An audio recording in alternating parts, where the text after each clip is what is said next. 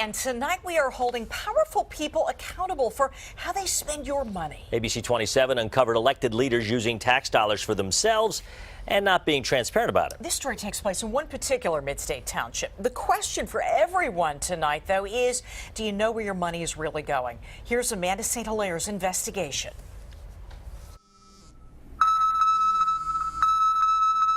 A few months ago, we got calls from viewers like you, wanting to know why tax dollars pay for Lower Paxton Township leaders to eat large meals during closed-door meetings. So we went through their public records and receipts. Here's what we found. Before each public meeting, the people who control your tax dollars have a meeting of their own. You're not invited, but you are paying for it. Here's how. On a typical meeting day, a township employee makes several food stops, usually Costco, Giant, and Central Dauphin Pizza.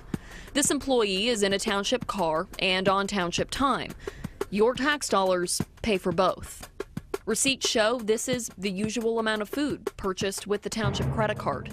18-inch subs, a few rolls, large salads, snack foods, fresh fruit, and several varieties of soda and bottled water. This order is so consistent that when we called it in, we were asked if we were ordering for the township.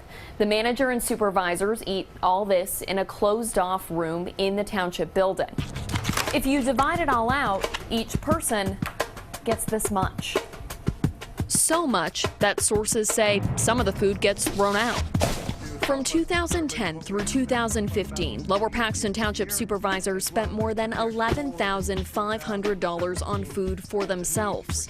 When you factor in that township employee's time and mileage, that's more than $20,000 of your money. To put it into perspective, $20,000 could patch more than 100 potholes or resurface a street in your neighborhood the length of nearly 2 football fields. Still, for a big township, $20,000 is a drop in the bucket.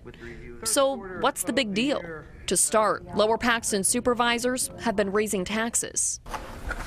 Instead of cutting back on food spending during that time, the supervisors ramped it up by 73% over a 5-year span, all to feed the same amount of people. That led us to wonder what the rest of township spending is like. So we checked the credit card policy, all 2 sentences. Nothing in here says you can't buy alcohol, no requirements for itemized receipts, and no price limits on meals. So it wasn't out of the ordinary when the supervisors spent tax dollars on buffets at the local Hibachi Grill. Or when a different department dropped $305 and came back with a receipt not showing what was actually purchased. This $384 tab from Mount Hill Tavern is itemized. The township says it was reimbursed for the alcohol, but your tax dollars still paid for lobster and crab cakes. So are you getting your money's worth? Based on the research I conducted, pizza doesn't help you become a better public servant. Government watchdog Eric Epstein lives in Lower Paxton Township.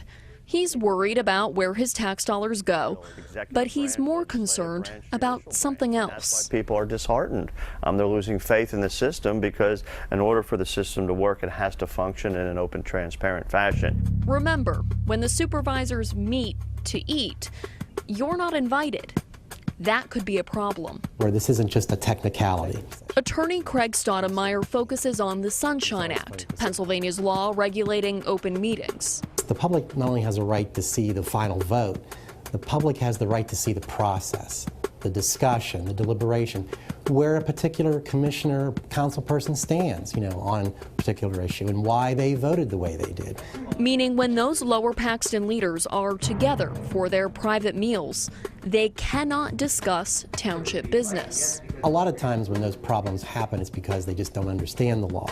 However, there are some times when they're intentionally trying to avoid the requirements of the law. We called, left messages, and sent emails to Lower Paxton Township's manager and supervisors. No one responded. So we showed up at a township meeting. Excuse me, Amanda St. Hilaire with ABC 27. I've been trying to reach all of you about tax dollars used to fund the meals that you eat before the meetings. Do you have any response to that? We're trying to get answers for taxpayers. Don't you think they deserve a response to how their money is being used? Do you have any response to the tax dollars that are used? Don't you think taxpayers deserve some kind of response to how their money is being used? We've been trying to get in touch with you. They certainly do. We just had a wonderful report just a few minutes ago where the tax dollars go. Thank you. Yes, but right now I'm asking you about the meals that the supervisors eat prior to public meetings. Tax dollars pay for those. Do you have any response to that? No response. Do you plan to respond to these questions and give taxpayers information about that money? We will continue to go through records and hold leaders accountable. But activists say the real change will come from you.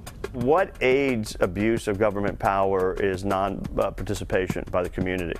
You know, people not showing up to the polls, people not showing up to meetings, people not following through. Part of your civic duty, part of your obligation is when you see something happen that you believe to be wrong, you need to report it. And a behind-the-scenes note for you. Every single food item you saw in that story came right off an actual township receipt. We also have sources who have been telling us how many people eat those meals, so that's how we divided everything out. So when you look at kind of the big picture, it was frequent for township supervisors to drop more than $100 at a time per meal using your money to feed themselves. It makes you think this is happening in other townships. I think you called around a little bit. What did the other township employees say about it?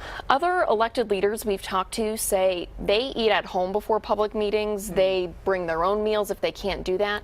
But they also say they try to avoid getting the whole board together in private as much as possible because even the perception of or the temptation to violate the Sunshine Act can lead to some problems. You also found some interesting expenses not related to food.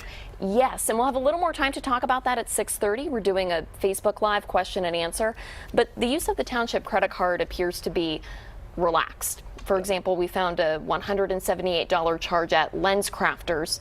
The township manager could not produce any receipts, any paperwork for that purchase. So that could mean that someone did not correctly document your tax dollars, or it could mean your tax dollars paid for someone's personal Relaxed expense. is a polite way of putting it. I try to be polite, Dennis. It's good to watch where people's tax dollars are going. Yeah, it's something people deserve to know. Indeed. So if you folks have any tips for the ABC 27 investigators, call us, email us, or leave a message on the ABC 27 investigators Facebook page. Amanda, thanks so much.